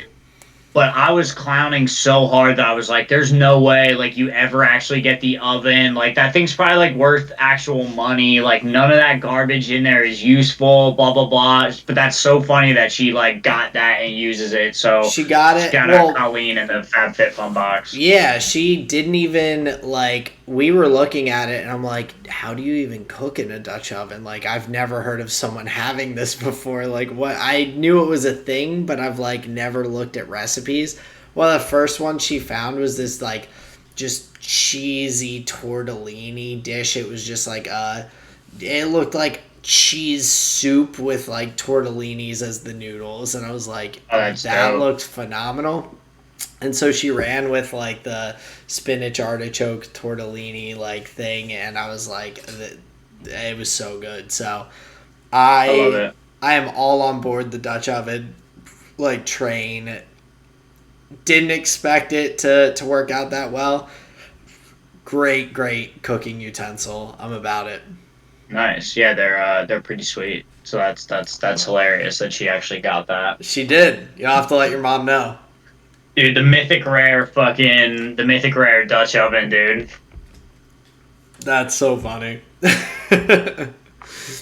She cracked that pack and got the best card. That pack, dude. Yeah, she got lucky. That's hilarious. Well, all right, cool. So I'll make my flavor of the week pretty short here. Now we had stolen my music because my flavor of the week was going to be the world song because I've listened to that a bunch. But I will comment on. So we were right. Kanye West has changed Donda multiple tracks and released like the different version. So I'm happy that we purchased it. We get the original. We get the OG version. I fucking knew it was gonna happen. Bam! I'm a little just like surprised. I have original Tia, I have original Pablo, and now I have original fucking Donda. In a world where it's gonna be like, dude, quote me now. The next thing he's gonna do those live shows with the stream, and if you miss the show and you miss the stream, guess what? You didn't hear the album. That's what it's gonna be. And so I'm just happy that we got the OG copy because he changed it, and that's interesting. Has Kanye spoken about why he's made his changes? Like, I see that he removed Chris Brown completely from the album along with KC. So I'm I don't know. I don't know. I wasn't sure if they had noticed. I just Googled it real quick, and it looks like Chris Brown's vocals on New Again were removed completely, along with different things, other replacements and all. So I was just curious if you had heard why. But that is No, I interesting, had just not. nonetheless, that is a that is kind of going on. So But interestingly enough, he's like one of the only artists to do it. So it's like, I don't know. I think that, yeah, he Kanye West. I think he's just never happy, and so like Sure. with like, or not in a bad way, like he just always wants to put out the best, and so if he thinks of something, he's like, ah shit, I could have done that better. He's like, fuck it, I'll change it. Like And that's he's got the why, pool to do it. and that's why Donda also took so long to come out, because he had spent so much time tinkering and changing things and adjusting tracks and like Yeah. this and that. Like the tinkering like just really dragged it out. So that just seems to be a typical Kanye kind of narrative at this point. I heard an interesting little thought about art, and I think it sums up an aspect of Kanye West pretty well, where they said art is never finished, you just decide that you're done with it. All right, I'd like So that. like, That's a good point. yeah, like that was a super succinct explanation. I was like, that makes a whole lot of No, sense. but that And hits some it people like, have different abilities to just like let go of a thing and say like, hey, that I'm okay with that. But yeah, there's always a sense of like, oh, we can change this. I mean, even look at our podcast. Episode after episode, I'm coming to you with things of like, oh, we could probably do this better. Oh, do you think we could change? Like we're always brewing, man, always tinkering, and that's yeah. and that's Kanye West, which is Yeah, cool. absolutely. Um, I love but yeah, improving, but I think also at the same time, you do have to sometimes just, like you said, like be like, it is what it is, leave it, like let the work be what it is, and if there's things that you think you can do better, do them better for the next album. Like, you got it. Yeah, so just let it go, let it snow. let it My snow. visual medium is not a show, it's not a movie, but it's something I'm excited for. The trailer for Neil Gaiman's Sandman just Ooh. dropped live action. The trailer looked so enticing, man. I want to be on board so bad. I want to be on board so bad. Like it looked shot for shot, like the dialogue, like it was Neil's writing, it was his words right there. I was very intrigued about the trailer. But I'm just like any other fanboy. Like, actually, Star Trek Generation, like that's gonna be me, like 100%. Oh yeah, I'm not one of those people at all. And like, not that that's a bad thing to be. I think it's good that you love like your, like you love the original, and you're very like, you want it to be done justice is the way I look at it, from people who are like that. That people who Yeah, are like, for me, I purely watch a lot of things like for entertainment's sake. Like people hated a bunch of the recent Star Wars movies that came out, and I was like, there was explosions, there were lightsabers. I like had fun watching it. I don't need to like look super deep into the plot holes and the different things that they missed putting in, or like didn't do quite right, or like even books into movies. Like there are very right. few that I've like had gripes with, and the gripe that I had with one that I can think of off the top of my head was with The Hobbit from the Lord of the Rings like franchise, like, Mm, and everything. Saga trilogy series, Like epic. The Hobbit should not have been turned into three individual movies on its own. Like that book was Sure. a good book. It should have been, but they added so many things, and so like I was unhappy that they added so many things that were not in the books. Mm, Like more okay. so than like the leaving out of things. So I'm I am good at watching things, but I also understand the aspect of like just being like, yo, they fucked this up super hard from like something that I loved. So like I can understand the people who are like super fans being a little critical of something when it comes out. So I feel you. And maybe, oh wow, okay. No, you actually pointed out. You actually helped me understand like my position on it better. Actually, so I'm actually not worried about omissions and like poetic justice that they have to do like just to like help make the movie get done for like $1 million less or whatever.